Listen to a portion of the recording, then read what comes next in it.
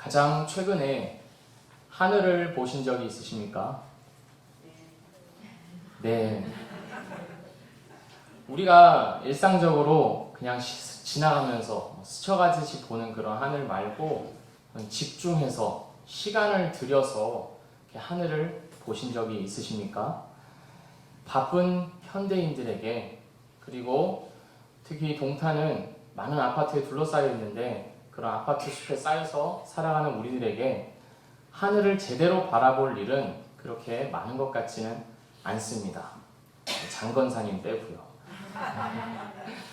오늘 시편 19편을 지은 다윗은 이 시를 짓기에 앞서서 하늘을 바라보고 있었던 것 같습니다. 다윗은 높고 푸른 하늘을 보면서 하나의 감탄을 쏟아내고 있습니다.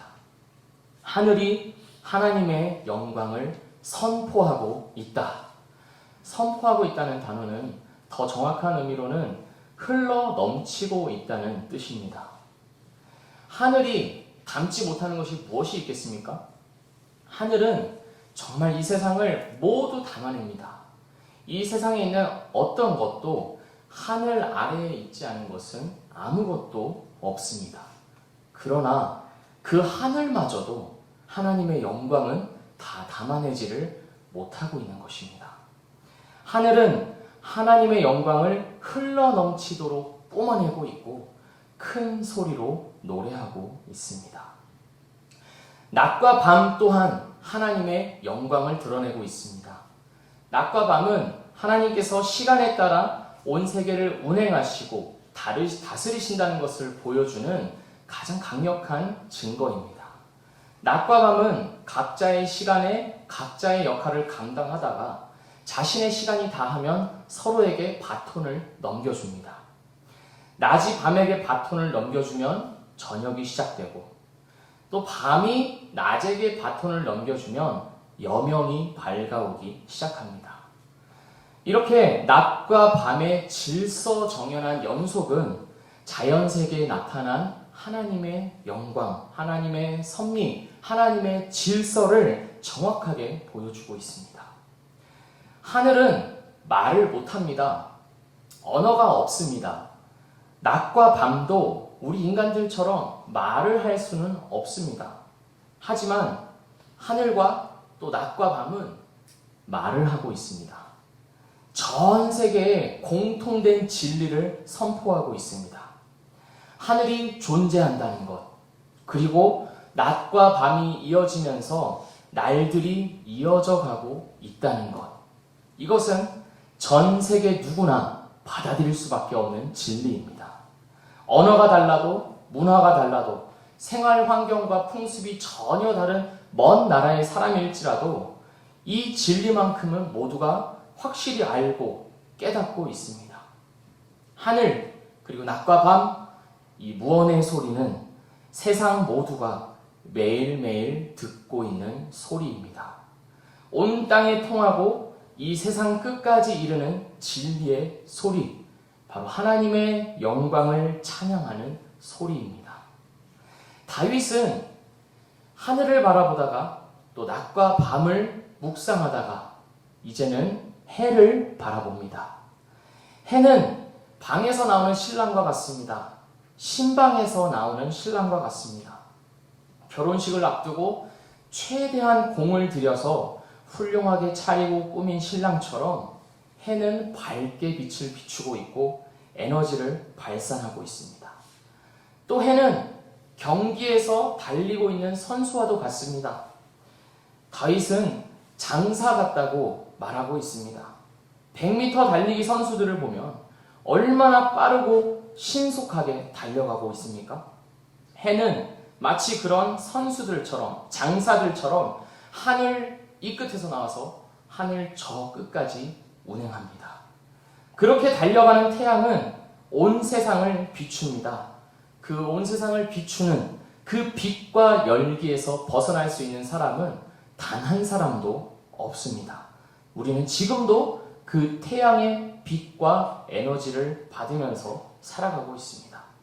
태양은 그야말로 이 피조세계 중에서 가장 지배적인 존재입니다. 이 우주에서 가장 지배적이고 가장 강력한 존재입니다. 하지만 다윗은 그 태양마저도 하나님의 손길 아래에 있음을 보고 있습니다. 하나님께서는 태양을 위한 장막을 만들어 두셨습니다.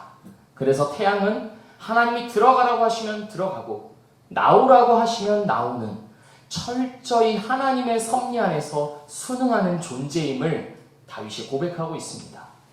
세상에서 가장 큰 영광을 받아왔던 그 태양마저도 하나님의 영광을 드러내는 도구일 뿐입니다. 낮과 밤이, 하늘이, 태양이, 달과 별들이 모두 다 하나님의 영광을 선포하고 드러내고 있습니다. 다윗은 오늘 본문 말씀 6절까지 피조 세계에 나타난 하나님의 영광을 묵상하면서 하나의 깨달음을 얻습니다. 하늘을, 낮과 밤을, 태양을, 온 세상을 다스리는 것은 바로 하나님의 말씀이라는 사실을 깨닫습니다. 밝아오는 태양이 온 세상을 환하게 비추다가 저 멀리 서쪽 하늘에서 지면서 그 불구스름한 노을로 구름을 물들이는 것을 보면서 그런 아름다운 광경들을 보면서 낮과 밤이 그렇게 교차되는 것을 보면서 이 모든 것이 하나님의 말씀, 여호와의 율법 아래에 속해 있구나. 이 모든 것을 하나님의 말씀이 다스리고 있구나 하는 사실을 깨닫습니다. 우리가 언제 어디서나 일상적으로 볼 수 있는 자연현상이지만 그것들은 모두 하나님의 말씀의 복종에서 다스려지고 있는 것입니다. 다윗은 그 하나님의 말씀, 온 세상을 다스리고 있는 하나님의 말씀에 대해서 묵상하기 시작합니다. 그리고 하나님의 말씀이 지닌 가치와 아름다움을 목청 높여서 노래하고 찬양하기 시작합니다. 7절입니다. 여호와의 율법은 완전하여 영혼을 소성케 하며 하나님의 말씀에 대한 첫 찬사는 완전하다는 것입니다. 완전하다는 것은 흠이 없다는 것이고 결점이 없다는 것입니다. 우리가 살아가고 있는 이 세상은 불완전함으로 가득한 세상입니다. 죄가 들어와서 처음에 그 완전함, 아름다움을 잃어버렸습니다. 어그러지고 왜곡되었습니다. 그래서 그 어느 것에도 우리는 완전이라는 단어를 붙일 수가 없습니다. 아무리 고귀해 보이는 사람일지라도 그 아무리 아름다운 다이아몬드라고 할지라도 완벽해 보이는 그것이라 할지라도 완전이라는 단어는 어울리지가 않습니다. 하나님의 말씀은 우리의 영혼을 완전히 되살아나게 하는 이 세상 그 무엇과도 비교할 수 없는 그 완전함이 되십니다. 여호와의 증거는 확실하여 우둔한 자를 지혜롭게 하며 다윗은 이어서 말하고 있습니다. 증거는 다른 말로 하면 법과 규범입니다. 그러니까 쉽게 말해서 나를 향한 하나님의 뜻이 무엇인지 그리고 하나님이 나에게 주신 의무들이 무엇인지 보여주는 것이 증거입니다. 이 증거들은 확실합니다. 신뢰할 수 있고 의지할 수 있습니다. 이 증거는 결코 우리를 속이지 않습니다. 그래서 이 증거는 우둔한 자를 지혜롭게 합니다. 성경에서 말하고 있는 우둔한 자는 단순한 자입니다. 자신의 가치관을 확실하게 하지 않았기 때문에 쉽게 잘못된 길로 가는 자를 우둔하다고 말합니다. 듣는 것을 다 믿는 사람을 우둔하다고 합니다. 분별력이 없는 것을 우둔하다고 합니다. 어리고 미숙한 것을 우둔하다고 합니다. 하나님의 증거, 하나님의 법과 뜻은 이러한 우둔한 자에게 지혜를 줍니다. 어느 길로 가야 할지, 어떤 선택을 내려야 할지 분명한 기준을 제시해주고 지혜롭게 살아갈 수 있게 합니다. 8절입니다. 여호와의 교훈은 정직하여 마음을 기쁘게 하고 우리가 살아가는 이 세상에는 이렇게 살아야 한다, 저렇게 살아야 한다 라고 말하는 수많은 교훈들이 있습니다. 서점을 가보십시오. 서점에 가보시면 베스트셀러를 비롯해서 수많은 책들이, 거의 대부분의 책들이 이렇게 살아야 한다, 이게 맞는 삶이다, 이게 성공이다 하면서 외치고 있습니다. 그러나 그것들은 모두 사람의 교훈입니다. 그것에도 우리가 유익을 얻을 수 있는 부분들이 분명히 있겠지만 사람은 정직하지 않고 정확하지 않기 때문에 오류가 있고 왜곡이 있고 과장이 있고 의도가 있기 마련입니다. 교훈을 말하는 그 자신에게는 맞는 말일지 몰라도 모든 사람에게 똑같이 좋은 교훈이 될 수는 없습니다. 그러나 여호와의 교훈은 정직합니다. 다른 의도가 없습니다. 사람의 교훈은 그대로 따른다고 해도 그것이 우리를 바르게 인도해 줄 수 있을 것이라는 보장을 할 수가 없습니다. 그러나 하나님의 말씀은 우리를 바르게 인도해 준다는 보장을 해주고 있습니다. 그리고 그 인도를 받을 때 무슨 일이 일어납니까? 오늘 말씀 8절은 마음에 기쁨을 준다고 말하고 있습니다. 그 하나님의 길 위에 있을 때 하나님께서 가르쳐 주시는 그 바대로 우리가 행할 때 그것은 우리의 마음에 기쁨을 준다는 것입니다. 여호와의 계명은 순결하여 눈을 밝게 하시도다. 하나님의 말씀은 깨끗합니다. 불순물이 없습니다. 완전히 정제되어 있는 순결 중에 순결한 말씀입니다. 그래서 이 말씀은 우리의 눈을 밝게 해줍니다. 눈을 밝게 한다는 것은 분별력을 준다는 것입니다. 옳고 그름을 정확하게 판단할 수 있는 영적인 안목을 준다는 것입니다. 우리가 살아가고 있는 이 세상은요, 점점 복잡한 세상이 되어가고 있습니다. 복잡하다 못해서 완전히 뒤섞여 있는 그런 세상이 되어가고 있습니다. 선과 악, 옳고 그름이 무엇이 확실한 기준이 없이 섞여서 정확하게 판단하기가 어려운 세상이 되어가고 있습니다. 포스트 모더니즘을 넘어서서 우리는 지금 포스트 모더니즘 사회를 살아가고 있습니다. 기존에 가지고 있던 전통적인 가치 체계들이 무너지고 선과 악의 경계가 무너지고 있는 시대를 살고 있습니다. 확실한 기준이 없어서 선과 악을 가려내기가 쉽지 않습니다. 그래서 그 어느 때보다도 이 시대에는 분별력이 필요합니다. 눈이 밝아져야 하는 때입니다. 순결한 하나님의 말씀은 우리에게 이 밝은 눈, 분별력을 가져다 줍니다. 여호와를 경외하는 도는 정결하여 영원까지 이르고 9절입니다. 경외는 두려워한다는 것입니다. 하나님을 향해서 두려움을 가질 줄 아는 것은 정결합니다. 여기서 말하는 두려움은 또 공포의 대상으로서 무서워, 두려워서 그럼 떠는 그런 두려움이 아니라 자식이 부모에게 가져야 하는 선한 두려움, 어떤 밑사람이 상급자를 향해서 가져야 하는 그런 두려움, 경외심입니다. 그렇게 하나님을 두려워할 줄 아는 것, 하나님을 경외할 줄 아는 것은 정결하다고 말하고 있습니다. 정결이라는 단어는 제사의식에서 많이 쓰는 용어인데요. 부정함의 반대말이 바로 정결입니다. 하나님 앞에서 흠이 없다라고 말할 때 정결하다고 합니다.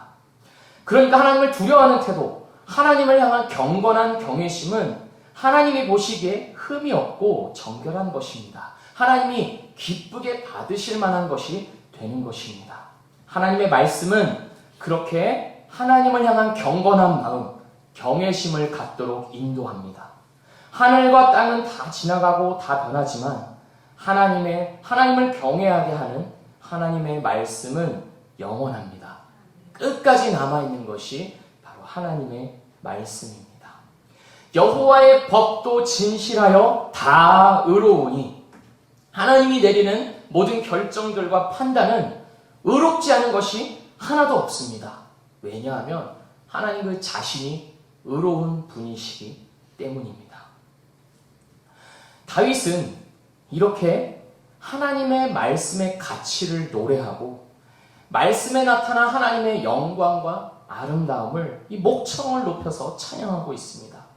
하나님의 말씀은 완전하고 확실하고 정직하고 순결하고 정결하고 진실해서 영혼을 소생시키고 우둔한 자를 지혜롭게 하고 마음을 기쁘게 하고 눈을 밝게 하고 영원까지 이루고 다 의롭습니다. 하나님의 말씀보다 더 귀한 것은 없습니다. 라고 소리쳐 외치고 있습니다. 사랑하는 성도 여러분, 말씀이 없었다면 우리가 어떻게 살았을까요?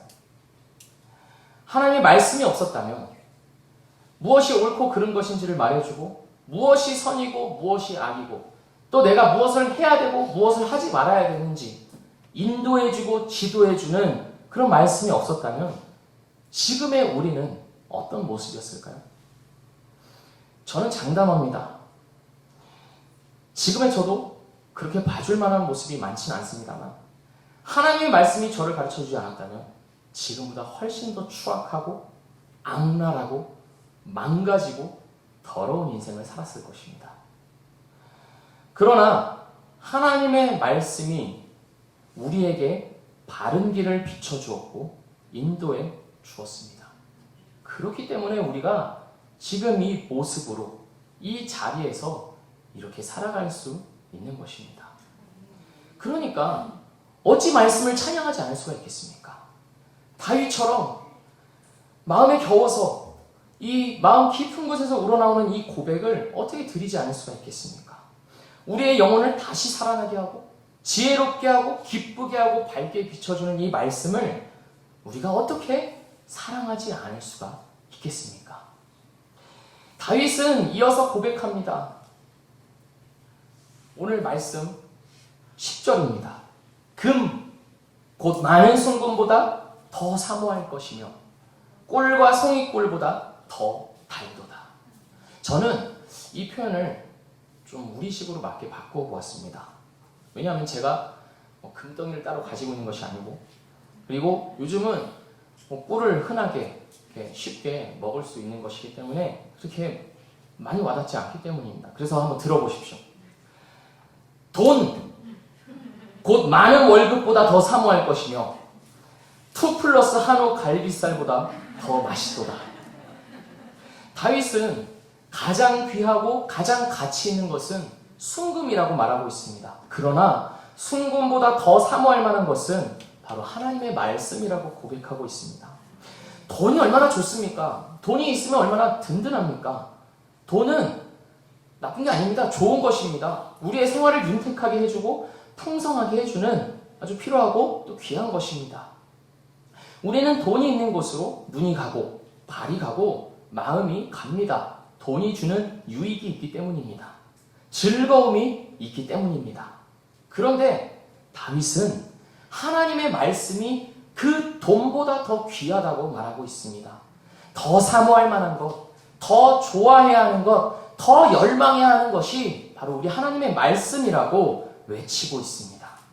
이어서 다윗은 가장 맛있고 달콤한 것은 꿀이라고 합니다. 한우가 얼마나 맛있습니까? 한 입 먹었을 때 그 육즙이 입안에서 퍼져나가면서 한우만이 줄 수 있는 그 기름기와 고소함이 나의 혀를 얼마나 만족하게 하며 또 나의 위장을 얼마나 든든하게 하는 그 희열을 가져다 주지 않습니까? 그런데 하나님의 말씀이 그 한우보다 더 달고 맛있다는 것입니다. 꿀보다 한우보다 더 큰 희열과 감동이 하나님의 말씀에 있다고 외치고 있습니다. 사랑하는 성도 여러분, 하나님의 말씀 맛있게 드시고 계십니까? 우리는 다윗이 오늘 했던 이 고백으로 살아가야 하는 줄 믿습니다. 하나님께서 우리에게 말씀을 주신 것은 이 말씀을 통해서 금보다 귀하고 꿀보다 달콤한 하나님 그 자신을 맛보아 알라는 것입니다. 너희는 여호와의 선하심을 맛보아 알지어다.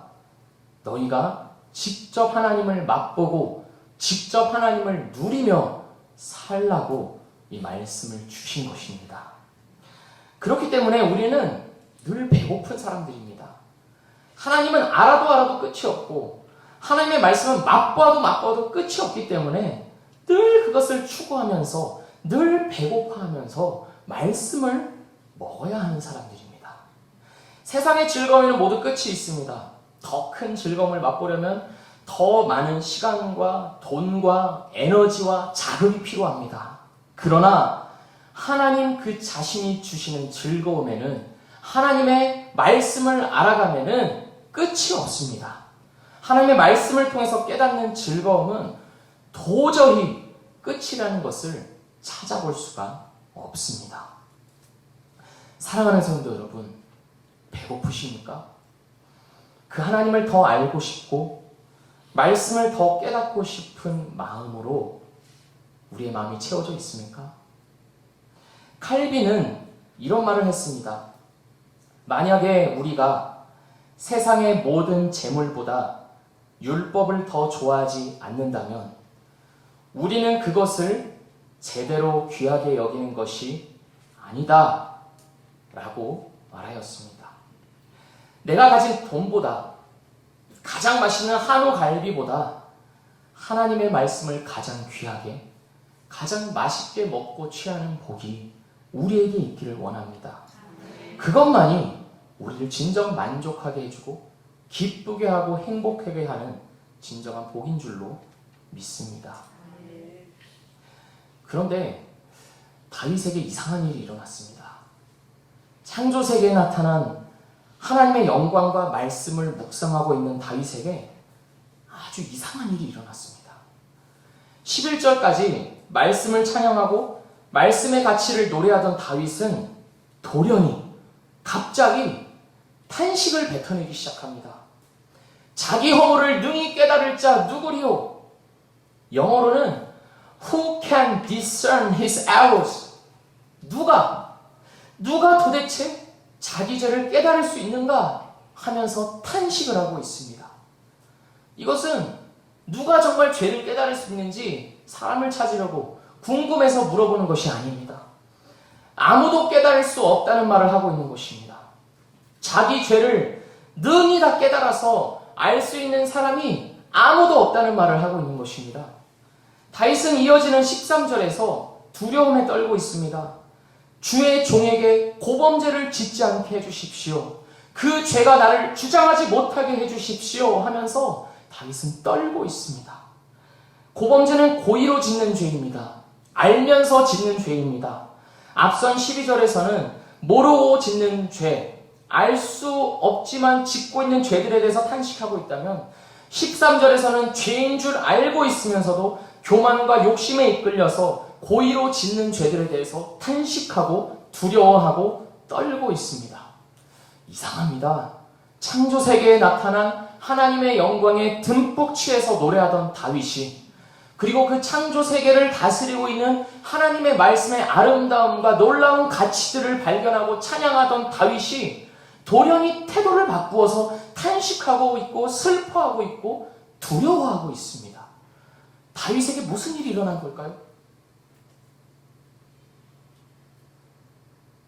말씀이 자기에게 들어온 것입니다.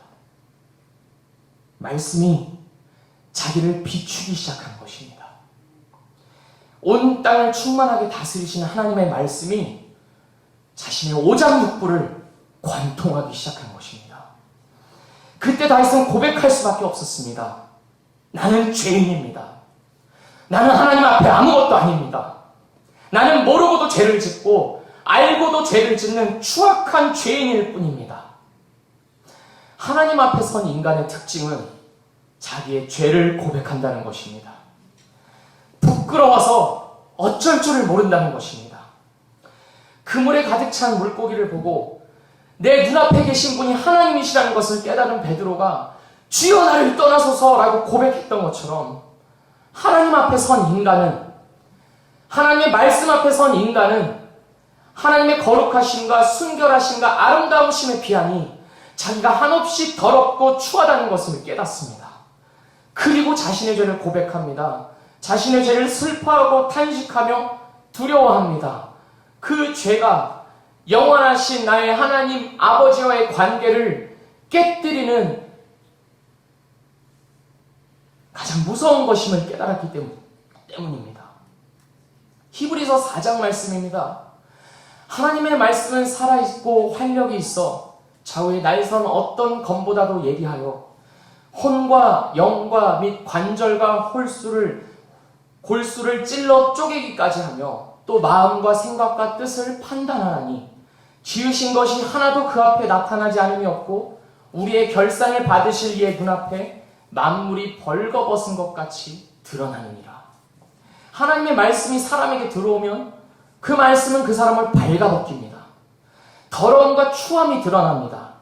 혼과 영과 관절과 골수를 찌르고 쪼개서 하나님 앞에서 내 안에 감추어진 것들이 얼마나 더러운 것인지, 그리고 내가 얼마나 부정한 자인지를 깨닫게 해줍니다. 다윗은 지금 이 순간을 경험하고 있는 것입니다. 자연세계에 나타난 하나님의 영광, 그리고 그 자연세계를 다스리고 있는 하나님의 말씀이 다윗을 비추기 시작했을 때 다윗은 탄식할 수밖에 없었습니다. 하나님의 거룩하고 순결한 말씀 앞에 섰을 때 뱉을 수 있는 말이라고는 누가 자기의 죄를 깨달을 수 있나?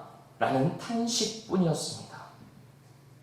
사랑하는 성도 여러분, 말씀이 내 안에 들어오면, 말씀이 나를 비추면 우리는 깨닫게 됩니다. 말씀 앞에서 도저히 부끄러워서 자신의 얼굴을 들 수 없는 지경이 됩니다. 하나님 앞에 알몸이 되어서 한없이 부끄러워집니다. 고통스럽고 피하고 싶을 정도입니다. 그렇지만 그 순간에 그때 일어나는 놀라운 일이 있습니다. 그때가 돼서야, 하나님 앞에 완전히 발가벗겨지고 나서야 우리는 하나님의 은혜를 구하기 시작한다는 것입니다. 내가 철저하게 부정한 자이기 때문에 하나님의 은혜가 아니고서는 도저히 살 수가 없는 것을 깨달았기 때문에 하나님의 은혜만을 갈구하게 되는 것입니다. 이 순간에 다윗의 입에서 나오는 고백을 들어보십시오. 14절입니다. 나의 반석이시오 나의 구속자이신 여호와여, 내 입의 말과 마음의 묵상이 주님 앞에 드려지기를, 연락되기를 원하나이다. 사랑하는 성도 여러분, 우리의 인생이 이것이면 되지 않겠습니까? 하나님께서 받아주시고 은혜 주시면 충분히 만족스러운 것이 우리의 인생 아니겠습니까?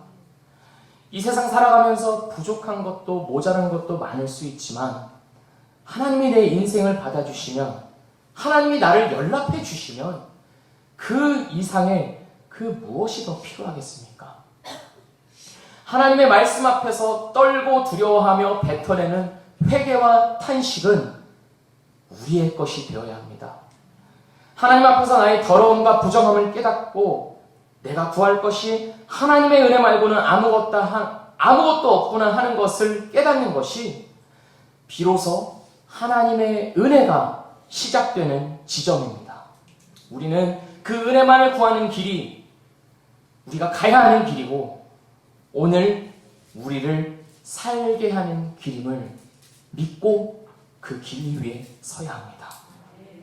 다윗이 보았던 하늘과 낮과 밤, 그리고 태양은 오늘 우리 앞에도 펼쳐져 있습니다. 우리를 향해서 오늘도 우리에게 비춰주시는 하나님의 영광입니다. 그리고 그 자연세계를 통하여서 자연세계를 다스리고 있는 하나님의 말씀은 오늘도 우리를 향하고 있습니다. 우리 앞에 명백하게 놓여져 있습니다. 이 말씀이 내 안에 들어올 때 하나님의 말씀은 나와 상관 있는 말씀이 됩니다. 나를 바꾸는 말씀이 됩니다.